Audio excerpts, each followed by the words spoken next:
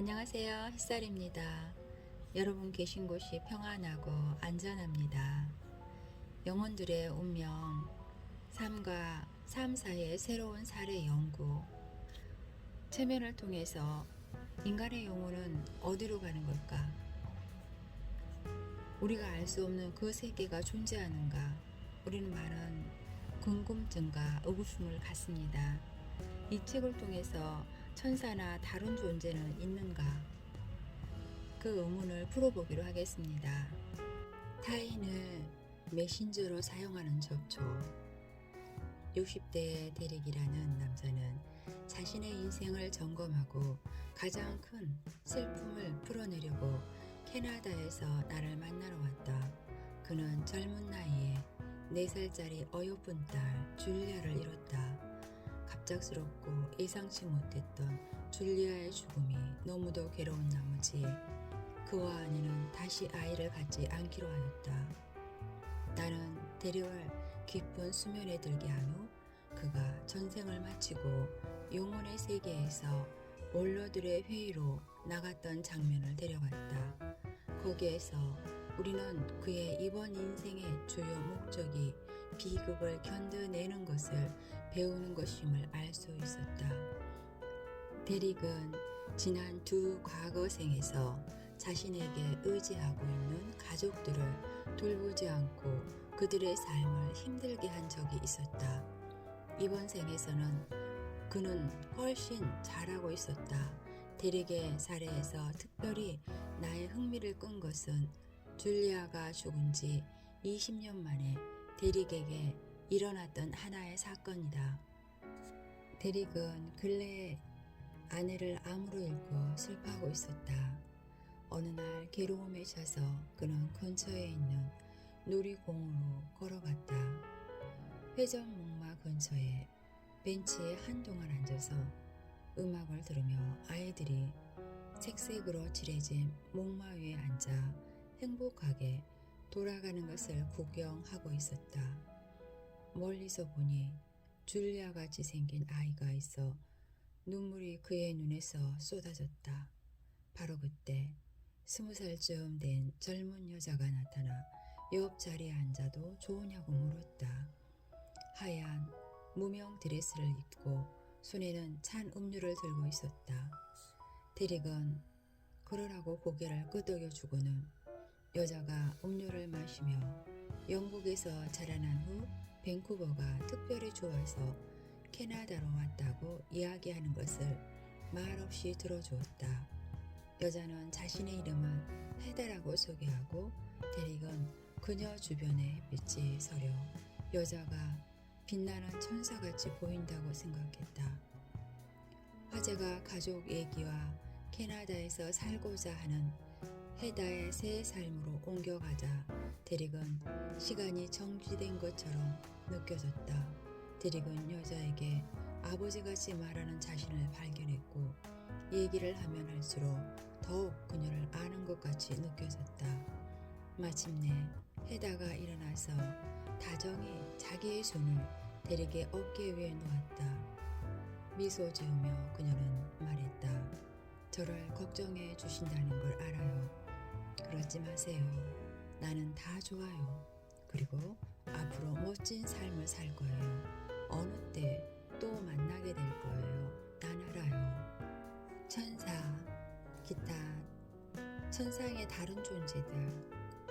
요즘 들어 천사에 대한 인기가 다시 높아지고 있다. 많은 피술자들이 특히 종교적인 신념이 강한 사람들은 체면에 들어 영혼의 세상으로 가면 천사들을 만나리라고 생각한다. 죽었다가 살아난 경험을 한 사람들 중에도 이와 비슷하게 신앙 가진 반응을 보이는 사람들이 있다. 그러나 일단 체면에 들면 이전에 어떤 종교적인 입장에 있었건 그들은 만나러 오는 이 영적인 존재들이 그들의 안내자의 영혼의 친구들임을 깨닫게 된다. 이러한 영적인 존재들은 흰빛에 둘러싸여 있고 긴 옷을 입고 있기도 한다. 나의 연구에 의하면 피술자들은 안내자를 수호천사라고 설명하기도 하는데 이들은 우리들의 선생으로 육체를 가지고 오랫동안 윤회를 하여 안내자의 단계를 졸업한 존재들이다. 죽은 뒤에 우리가 필요하다고 느낄 때 우리를 위안하러 영혼의 동반자가 관문으로 마중 나오기도 한다. 나는 천사에 대한 믿음은 개인적인 보호를 원하는 사람들의 내적 욕망이 나타난 것이라고 느낀다. 이런 견해를 펼치는 것은 천사를 믿는 수백만 인구의 신념을 무시하고자 해서는 아니다. 오랜 세월 동안 나는 자신의 존재 너머에 있는 것들을 무엇이든 믿을 수가 없었다. 나는 자신보다 더욱 큰 그 무엇을 믿는 것의 중요성을 알고 있다. 우리들의 신앙은 우리 인생을 지탱해주고 우리를 보살펴주는 우월한 존재들이 있다는 믿음을 준다. 내가 사리를 들어 보이는 것은 천사가 있다 없다가 아니라 우리 삶 속에 자애로운 영혼들이 있다는 개념에 무기를 두려 하기 때문이다. 우리들의 영적인 선생들은 지구에 있는 선생들이 그렇듯 각기 다른 스타일과 테크닉을 가지고 있다. 영적 무궁한 선생들의 성격은 여러 면으로 우리들의 정수와 짝을 이루어왔다. 다음에 간략한 소개하는 사례를 통해 어떤 이름으로 불러지는 건 우리들의 안내자와 영혼의 동반자들은 우리가 위안을 요구하면 저쪽 세상에서 우리와 접촉하러 온다는 것을 설명하겠다. 다음은 나와 예정된 만남을 하기 석 달 전에 남편 해리를 잃은 40세 미망인 르네의 이야기이다. 질문에 들어가기 전에 나는 르네에게 시간을 주었다. 니아스라는 이름의 안내자에 대해 그녀가 품고 있는 의식 이미지와 초의식 이미지를 비교해 보기 위해서였다. 닥터, 오늘 면담으로 들어가기 전에 묻겠는데 체면 상태에서 본 니아스와 당신은 전에 어떤 접촉이 있었습니까? 있었습니다. 해리가 죽고 난 후 내가 절망하고 있을 때 니아스가 나한테 왔어요. 닥터, 니아스는 체면 요법을 받기 전이나 받은 후나 똑같은 모습으로 당신에게 보입니까? 아니요, 똑같지 않아요. 나는 전에는 니아스를 천사라고 생각했는데 지금은 선생으로 보입니다. 닥터, 당신이 깨어있을 때와 체면 중에 있을 때를 비교해서 니아스의 얼굴과 태도에 차이점이 있습니까? 웃으며 오늘은 날개도 없고 머리 위에 빛, 동그라미도 없지 않았어요. 그러나 밝은 빛, 그것만은 똑같아요. 그리고 얼굴과 부드러운 태도도 같고요. 우리들 영혼 그룹 안에서 니아스는 단호한 태도로 우리를 가르쳐요. 닥터, 영혼 세계에서는 슬픔 상담자라기보다는 더욱 선생 같다는 뜻입니까? 그래요.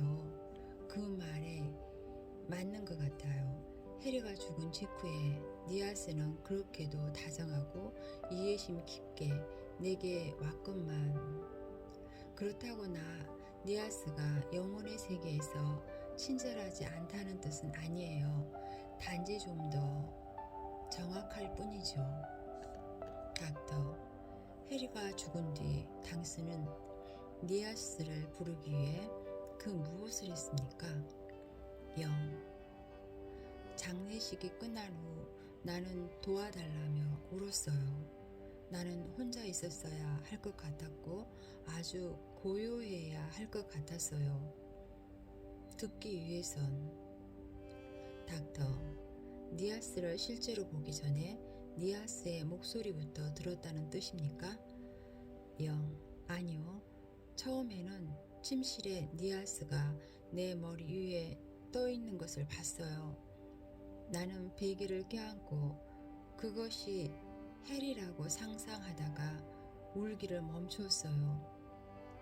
내가 보자 그녀의 정체는 흐릿해졌고 나는 그녀의 음성을 주의 깊게 들어야겠다는 생각이 들었어요. 그 후 며칠간 나는 그녀를 보는 것보다 음성을 더 많이 들었어요. 나는 들어야 했어요. 닥터, 주의를 집중한다는 뜻인가요? 그렇죠. 아니기도 하고, 내 몸에서 내 마음을 더욱 자유로이 떠나게 해야 하죠. 닥터, 니아스의 메시지를 원하는데도 잘 듣지 못하면 어떻게 됩니까?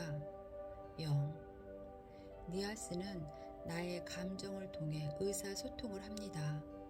닥터, 어떤 방법으로요?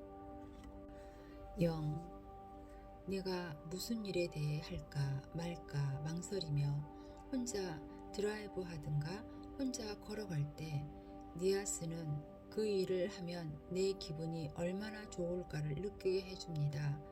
그 일이 옳을 경우에 말이죠. 닥터, 당신이 고려해보고 있는 동안에 행동이 당신에게 맞지 않는 경우일 때는요. 내게 편치 못한 감정을 느끼게 하죠. 창자 속에서부터 그게 잘못된 일이라고 그냥 알게 되는 거예요. 본향으로 돌아간 영혼은 정기적으로 지구로 와서 도움이 필요한 사람이 있으면 그 누구건 가리지 않고 돕기도 합니다. 비술자는 훈련 중에 있는 치유사일 수도 있는 이런 천사 같은 영혼에 대해 다음과 같이 말합니다. 나의 안내자와 나는 인도에 사는 한 소년이 물에 빠져 허우적대며 공포에 질려 있는 것을 도와주었습니다. 소년의 부모가 소년을 강에서 건져 숨을 불어넣어 주고 있으나 위급합니다.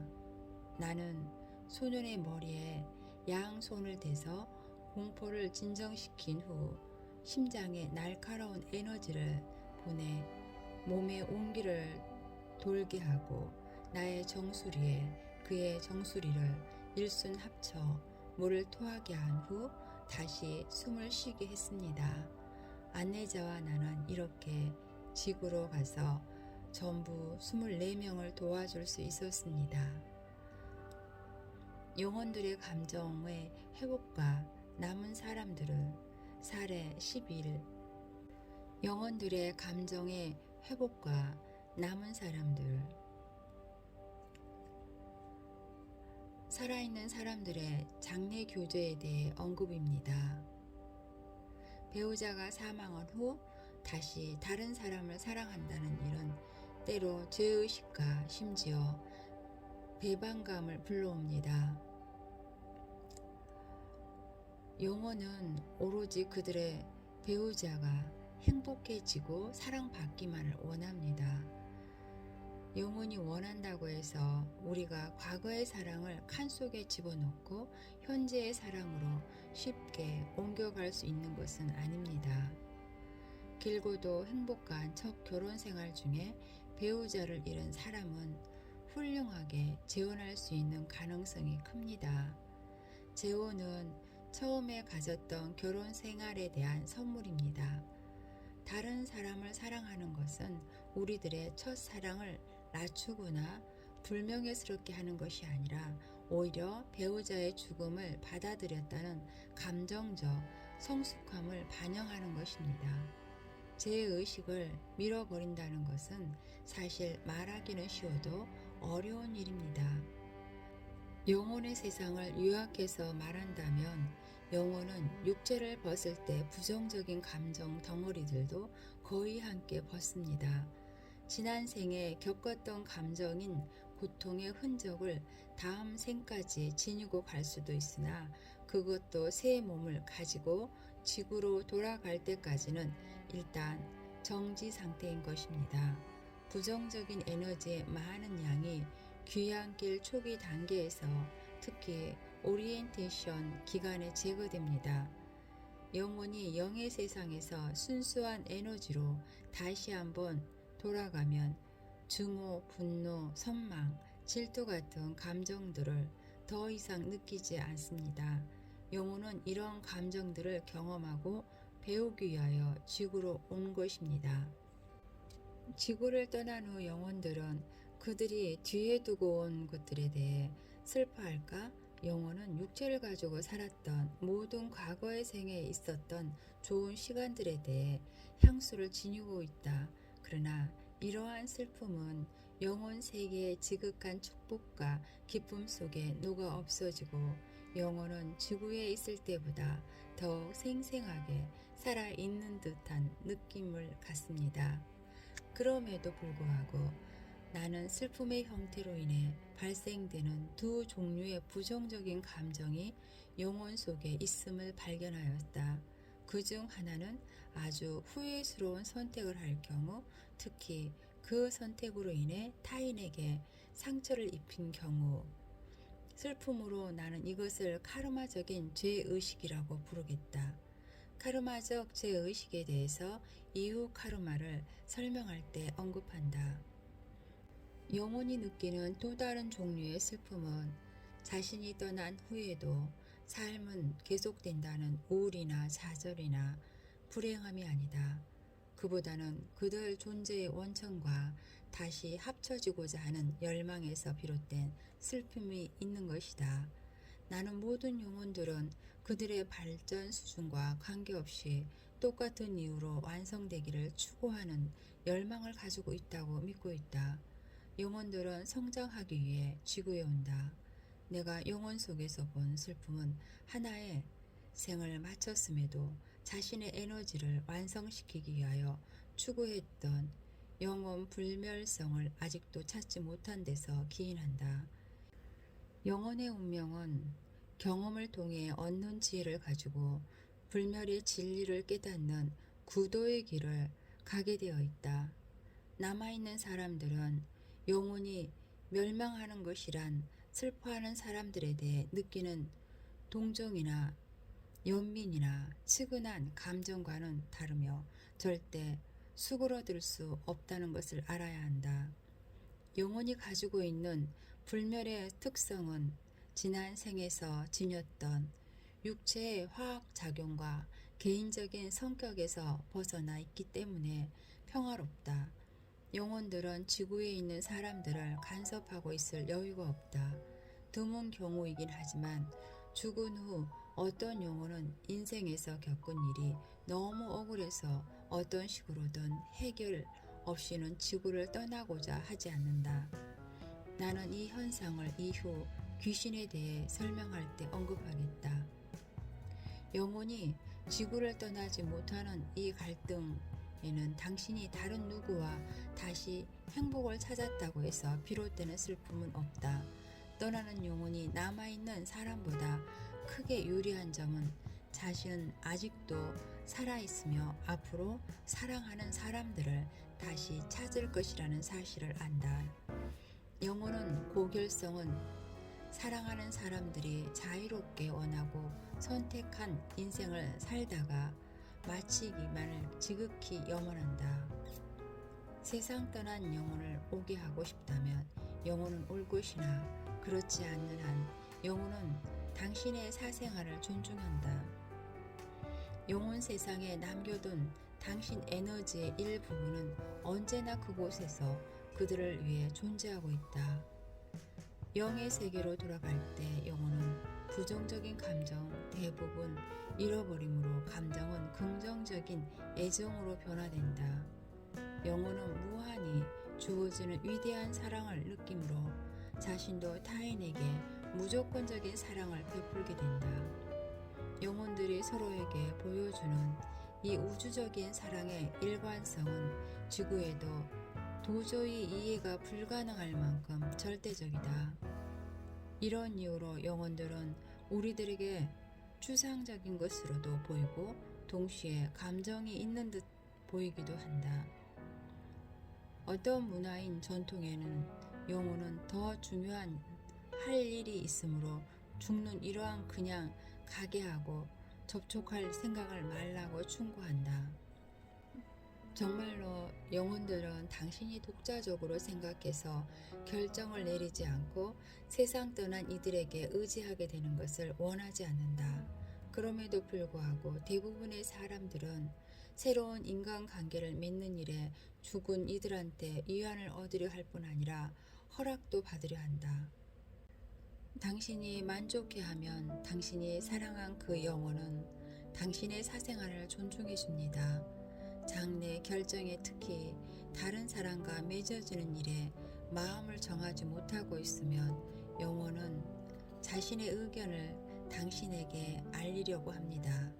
영혼의 이중성으로 인해 영혼은 여러 일을 한꺼번에 할 수가 있습니다. 영혼은 당신의 에너지에 집중하기 위해 홀로 고요한 시간을 갖습니다. 도움을 요청하며 그들을 부르지 않아도 그들은 더 큰 평화를 우리들에게 주고 싶어 합니다.